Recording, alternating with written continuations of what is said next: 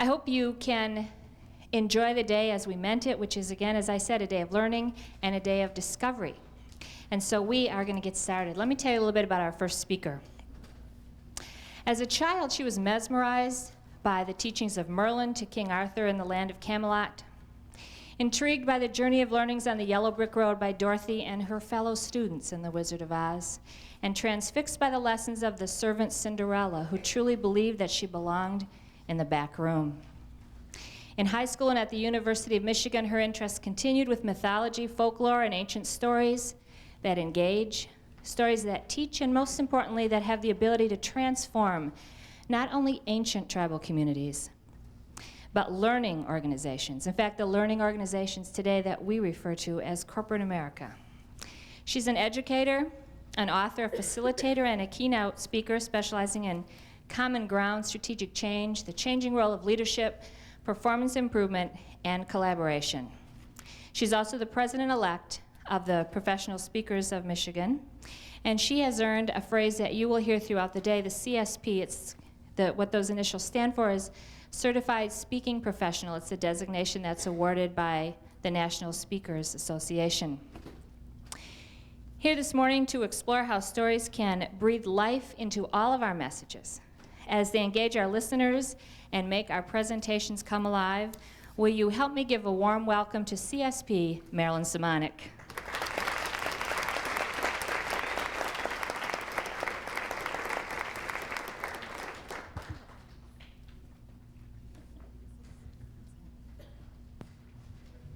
You think we were saying something kind, but what I really said was, is this sucker on? Let me gather a little bit of information from you so that not only myself, but everybody else today, I think you turned that on for me, didn't you? You'll see a lot of teamwork as the day goes on. So that not only myself, but everybody else today can kind of get a little more information about who we're dealing with today. How many people here on this end of the scale, this neophyte, that you really don't do a lot of presentations and perhaps even stories, and you couldn't pick a good presentation out of a police lineup? How many? Maybe 1 to 5. Those are either the honest people or the people that don't want to be called on as volunteers later. And then, let's be honest, who are the people who are at the other end? They are haggard old vets. They not only know what it is that every speaker is talking about up here, but they could teach it. Be honest, because some of those people are sitting back all day long going, this is no big deal, I could do that. Okay, let me ask you another question. How many people here in their units or within their organization have been engaged in some way, shape, or form in this thing that we've been calling vision, mission, and values in the workplace? Yeah, I don't see a hand down. Okay. In 1987, I was asked to sit through to experience a workshop, 5-day workshop at General Motors called Leadership Now. The top 1,000 leaders in that company, some people are nodding their heads, you know about this. The top 1,000 leaders in that company would take 2 years, 25 people at a time, to go through an implementation or an operationalized version of vision and values so that they could put flesh on those words and make them come alive through their actions. Because I do an awful lot of work in that industry, and specifically with General Motors, they thought it was important that I knew what they were going through. The concept that we struggled with the most in that 5 days was this saying that went, vision requires the courage to trust. And it didn't matter how much we thought we had closure to that concept, the next day we'd come back to it again in some way, shape, or form. Now, I don't know about you, but I don't wake up with courage and trust every morning. As a matter of fact, a few people in this room wake up with a lot more of it than I do. So during a break, if you could give me some input as to how I could wake up a little more often with that, I'd appreciate it. And one of those mornings, I missed that Leadership Now program because I had another client that I had already engaged to do kind of a showcase with, because I had been doing several programs in different plants throughout the company. It was these executives' opportunity to take a look at me and say, you know what, this woman's pretty good. I think she knows what she's talking about. Why don't we use her in these 4 plants? Why don't we use her in this state? As a matter of fact, why don't we use her across the country? It was also their opportunity to take a look at me and say, what a bow wow. Why did we ever use this woman? Who hired her? So I got up in the morning, mustering as much courage as I possibly could. I put on my best off-white tailored suit. I put on my best pearl earrings, my best pearl necklace. I put on my 6-inch heels that matched so that I'd be tall and powerful. I glued my hair on top of my head. I put on the stage makeup, and as I was putting on that makeup, I was looking in the mirror and I was saying, okay, what do you think? What do you think? Do you think I can do this? Do I look professional? Do I look sophisticated? Do I look executive? Indulge me, is there anybody else here who speaks to the mirror? Is there anybody else besides me who waits for the answer? And the mirror always answers. Mirror work is some of the best work you can possibly do.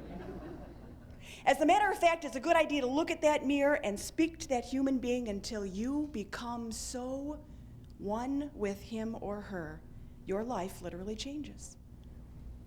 Matter of fact, one of my very favorite people on earth, Rosita Perez, recently said, the day that you can look at that mirror and in all honesty, with all sincerity, you can look at that mirror and say, you are enough. You know you've come a long way. As a matter of fact, the minute you do that, she said, the universe will take your face in its hands and it will say, I have waited a lifetime for you to be you. So I looked in the mirror and I was doing my mirror work and I said, what do you think? Do you think I can do this? And the mirror looked back as it always did and it said, get out of here. What's the worst thing that could possibly happen, Marilynn? That's a great question to ask yourself. What's the worst thing that can possibly happen? You know, 93 to 95% of the time, the worst thing's never going to happen, but I think it's a real good idea to be prepared anyway.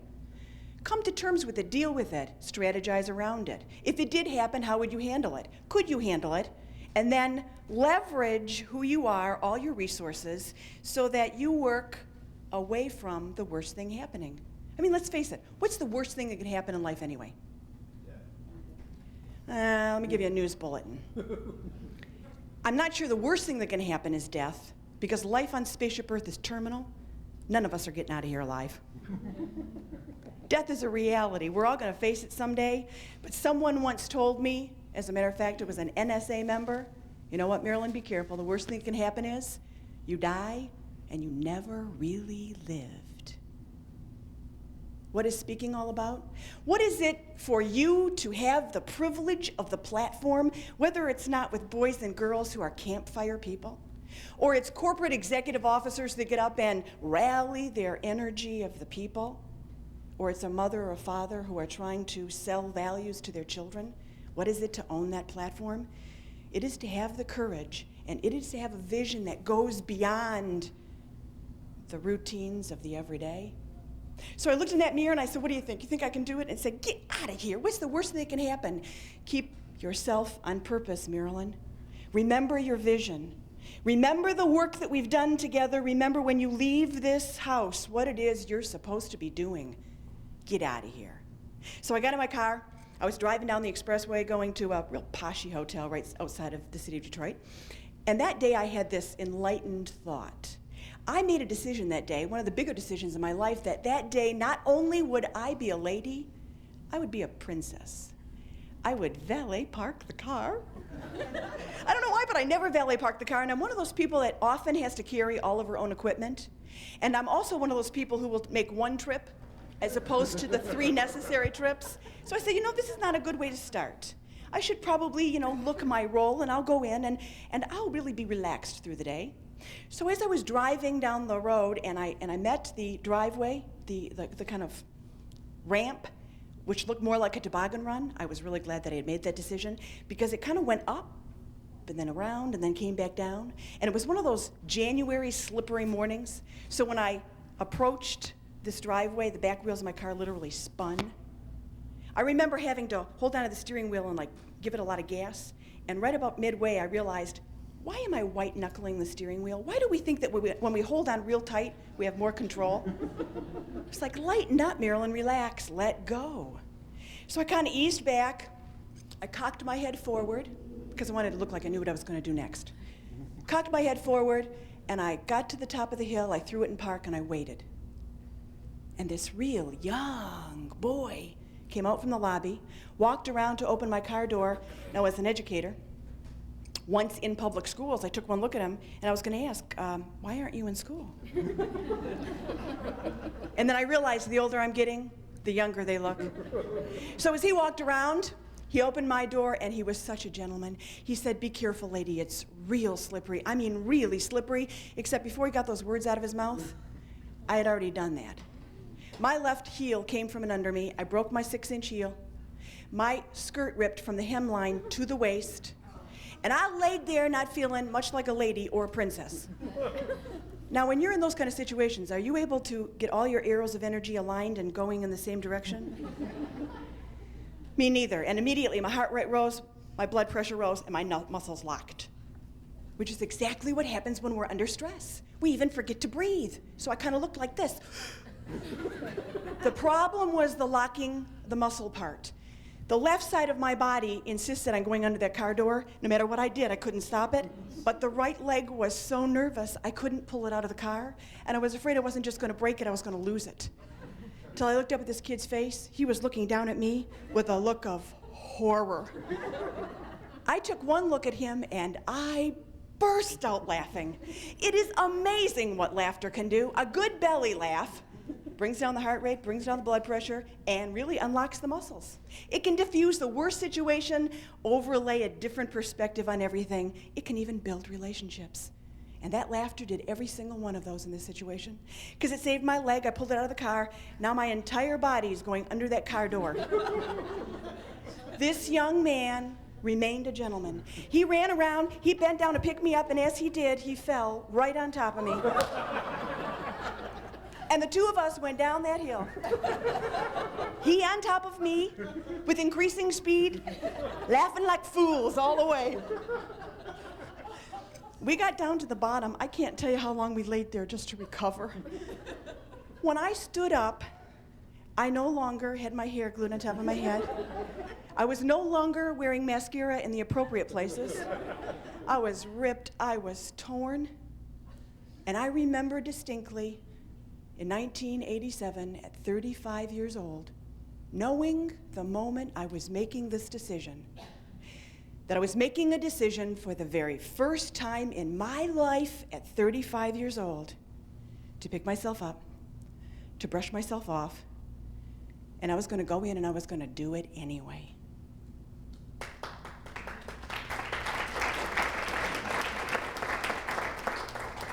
I wish I would have had you to applaud me that day. I had been reading for the 3 years previous to that every book I could get my hands on around peak performance. High achievers, not workaholics, but people who could remain focused. People who could create a vision, have an action plan, and stay on purpose through their entire lives, building stories, and then making a decision how each one of those stories would end. So that when they left, they would have one story with a number of little stories in between that gave their life meaning. Now, I'm a former director of instruction for Evelyn Wood Reading Dynamics, so I'm talking a lot of books. And in all those books that I read, whether they were in a bookstore or I ate libraries full, there were all kinds of qualities that all these people who performed in this fashion had in common. And I was honest, and honesty was one of them. Honesty about your current reality, what it is you would choose instead, and then the kind of qualities it was going to take to get you from where you were to where you really wanted to be. And I was honest. All those qualities that were needed, I didn't have any of them. Not one. Except every single book kept having this sentence pop out about the power of choice, that there were skills and there were qualities that if you chose to have, at some moment you got to start. All that information kind of rattled through my head as I was picking myself up. I realized, you know, Marilynn, 6 months ago, I know what you would have done. You would have taken a 3x5 card, and on that card you would have written something like, "There's been an accident. I can't possibly make it." I would have given that card to the valet and any amount of money he wanted. And I would have asked him to go in and please deliver this information. And I would have gone home to my familiar, comfortable place. It's a narrow space, but it feels good there. Instead, for the first time in my life, I stood up. I walked with great pride. As a matter of fact, when I stood up, I looked to my left, and there was a group full of men in 7-piece suits.